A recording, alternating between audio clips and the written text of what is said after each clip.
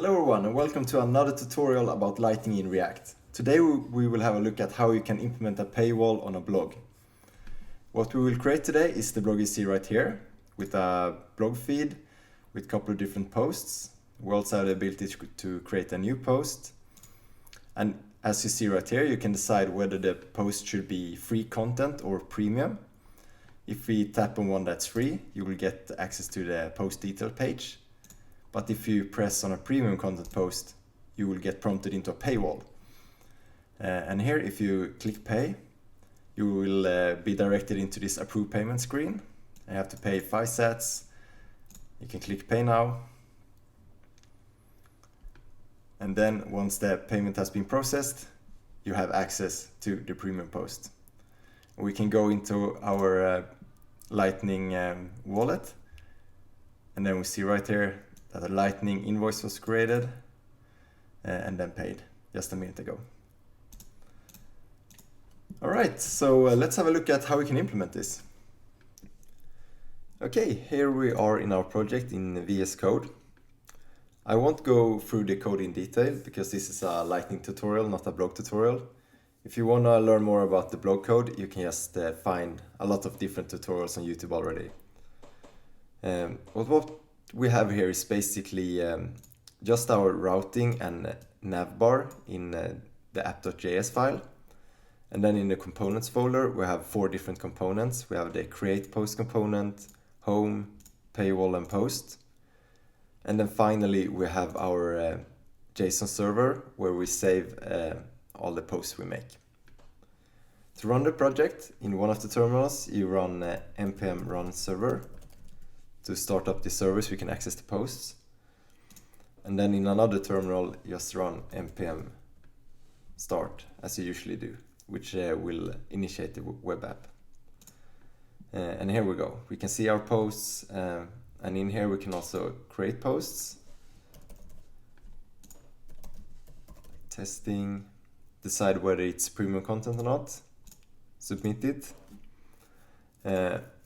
And the only thing I have removed in the code base we're in right now is the payment functionality. If you press pay, then nothing happens.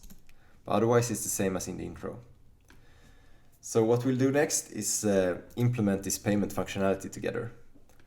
So let's head back into VS Code. We can just close that one down. And then where we'll do most of our coding, is in the paywall.js component. So let's have a look at what we got in here. We have our title, our text, and then our 2 buttons. And when we click on the go back button, we call this function navigate home, which is up here, where we just navigate, home. And then when we click on the pay button, we call the function navigate post, which is up here. But that's not really what we want to do. When we click on the pay button, we would like to manage our payment. So let's begin with creating a function for that. We say const manage payment should be equal to an async function, which doesn't take any arguments. And in here, we would like to connect to the Lightning provider. And we do that with the WebLM package. If you don't know how that package works, I have a tutorial for that, which you can find in the description below. Let's install the WebLM package. We head into the console and we just write npm install webln. And once that's installed, we can head up to the very top and we can import request provider from webln. And then down in our function, we can just write const webln. It's equal to await request provider. And now once we have access to our provider, we can create a new constant that's called payment. And this is equal to await webln dot send payment. All right. In order to be able to send payment, we need to have an invoice as an input here. And in our previous tutorial, where we went through the WebLM functions, we saw that there is a create invoice function here, but that will prompt the user to create an invoice. And that's not what we want here. We want to have an invoice to the one who owns the blog, which then the user will pay. If we prompt the user to create an invoice, then the user will just pay to himself. So what we need here is another service to create an invoice for us. And I will be using LNBits, which you can find on lnbits.com. And if you go into the legend right here, you get into legend.lnbits.com. Here you can create an online Lightning wallet.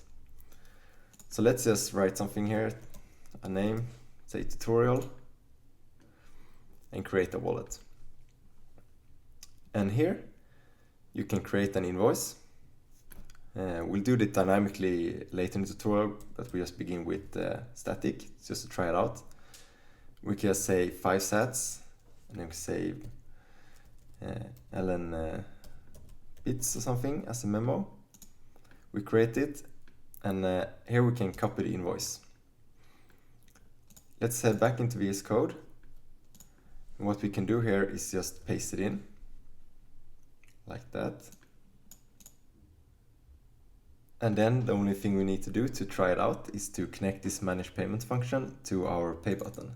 So let's head down here, say manage payment. Let's save, and then we can fire up our web app and try it out. So once we press our pay button here, we should get prompted by our web extension to pay the invoice. Let's try it out. And here we see the approved payment window. Very nice. We have 5 sats and LNBits as description.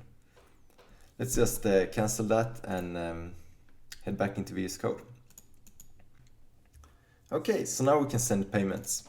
What we need to do next is to dynamically generate new invoices. Because once the invoice that we have right here has been paid, we won't be able to use that one again. So basically every time we load our Paywall component, we need to generate a new invoice. We can do this by using LNBits. So let's head back into the browser and over to the LNBits tab. On the right here, we see that they have some API information. One of the APIs they have is to create an invoice. So that's what we'll be using in this tutorial. There's a couple of different packages you can use in React to make API calls. I personally like Axios. So let's head back into our console and install it. So we type npm install Axios. Once that has been installed, we can head up to the top and import it. Say import Axios from Axios. And then we can head down to below our manage payment function and create a new function which we can call fetch invoice. This will also be an async function without any arguments like that. And I will just copy paste the code for calling the API, and then we can just walk it through together. So I'll go into our fetch invoice function and I'll paste it in. Okay, so what we have in here is first our API key, and that can be found in LNBits right here in the headers. So just copy paste that into the code. And then we have our data. We have a few different fields here. We have out, which I don't really know what it does, but we set it to false. We have the amount, how much sats we want it to be, the invoice. We have 5. You can set a memo, and then you set the units. We have sats. You have the option to use a webhook, but we won't use any, so we just set a empty string. And then finally we have if it's supposed to be internal or not, and we set it to false. Okay, so below here, we'll just define a method, which is post, define the headers, which is application JSON, and the API key. The data is the data we define up here, and then the URL is this.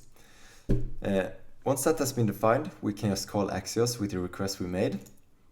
And once it goes through, we'll set our invoice to the result.data.payment request. Okay, so what we need to do now is just create this state. So we head up to the very top, And here we can say const invoice set invoice, which will be equal to use state. And we can just say an empty string as the initial state. And now we need to call this fetch invoice function. And we want to do that every time we render the paywall component. And a nice way of doing that is by using the use effect hook. We can do that up here. We can say use effect. It should be like this, an anonymous function. And in here we can call our fetch invoice function. Like that.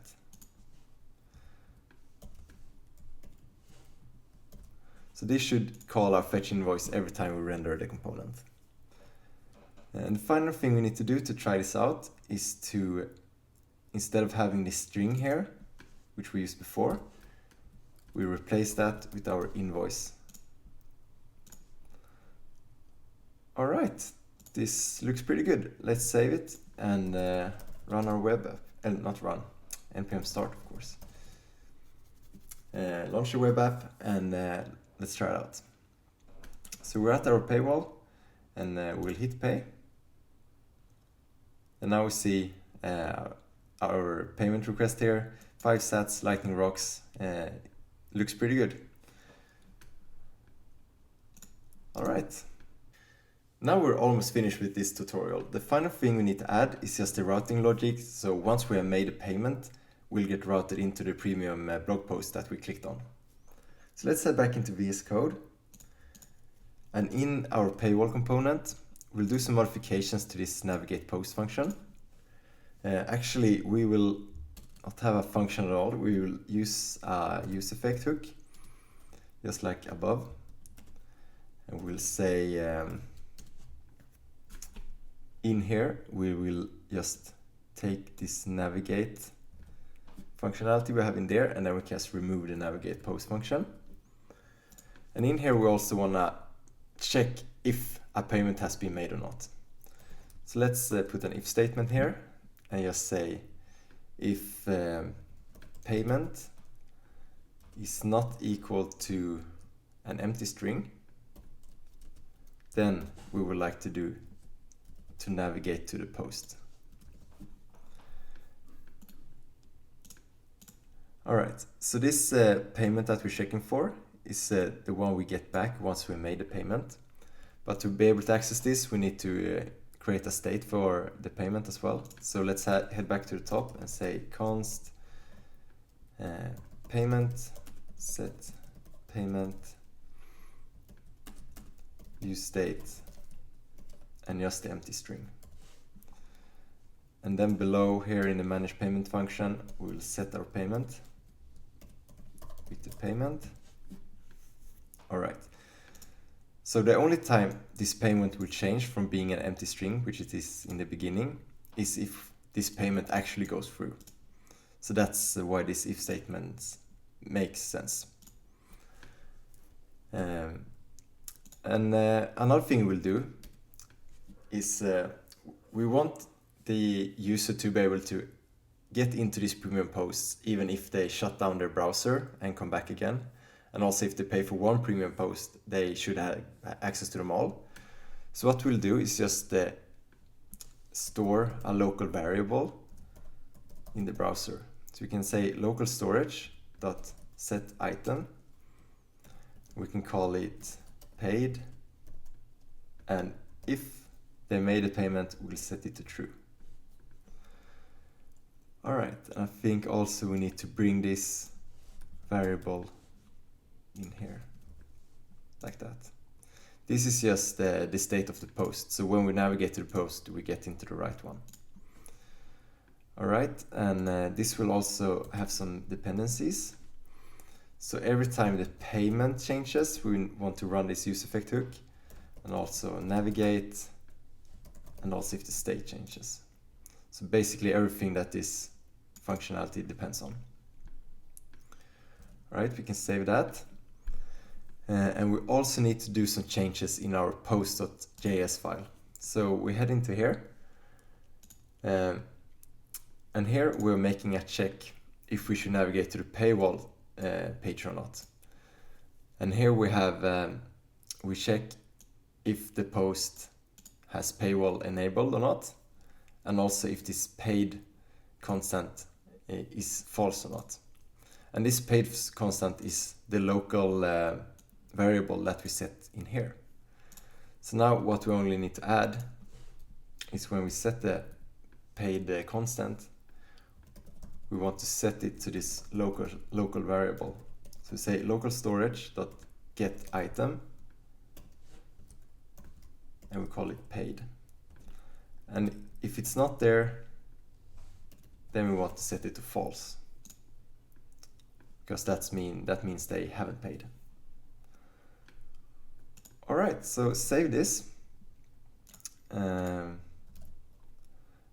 we'll head back into our browser, and this time we'll try to make the payment, and if everything goes well, we should get into this post that we created before.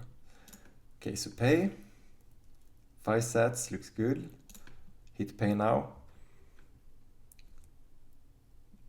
And we got into our post. Real nice. And if we go back into our blog now and try to go into another premium content post, that works as well. And even if we shut everything down and go back again, it will still work. And if you want to, for testing purposes, remove this this local variable that we created, you can head into the console and click on these arrows here and go into application. And here you have this local storage, and you can see that we have the paid variable is set to true, and we can just clear this. It's cleared, close it down, and if we try to access, now we have to pay again. Okay, that's everything for this tutorial. Hopefully this will help you get started in developing your own Lightning apps. Thank you so much for watching, and I'll see you in the next one. Bye!